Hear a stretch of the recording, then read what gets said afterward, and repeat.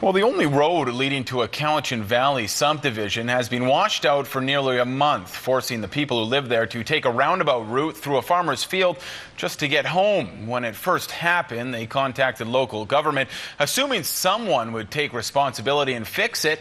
They were shocked to learn the road they thought was public access actually belongs to a private landowner, and their subdivision doesn't even have a road of its own.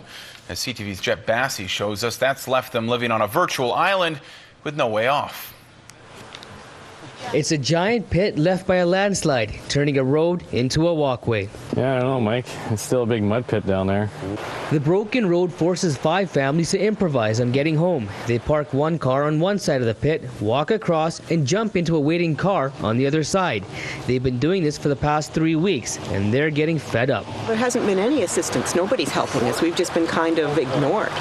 And it's frustrating that, we pay taxes and yet we aren't getting the service. We pay for garbage, yet we're not getting any garbage service. This is the only means of accessing our properties right now, other than that big pit and walking through it. Another option for the families to get home is to drive 14 kilometers around, open the gate to Lori's farm, and drive through her cow pasture. You do what you have to do.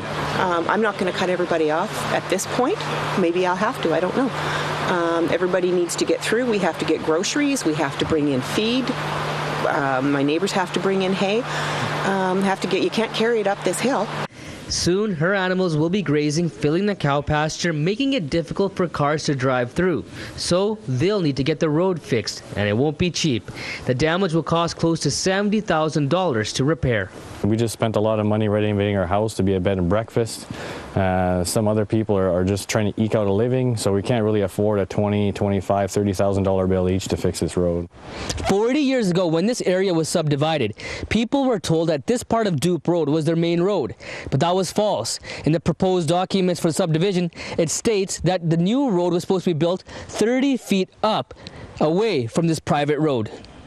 A new public road was never built. This portion of the road where it is washed out is on local contractor Craig Harmon's private property.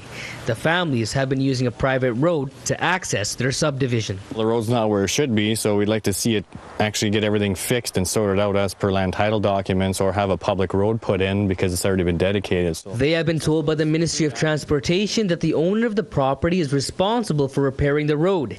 Yeah, the owner of the property is fully engaged with us. He's been helping us out. He's been lending a hand, doing whatever he can. But the frustration is getting to them. They say they will not be seeing any gravel trucks anytime soon. It's going to be a long process, yeah. I'm gathering from what I've seen so far that it can drag out for quite a few months anyhow. This part of Doupe Road was their only public access to their subdivision. They feel stranded, disconnected from the City of Duncan, wondering who will come and fill this 30-foot deep money pit. Jet Bassey, CTV News, Cowichan.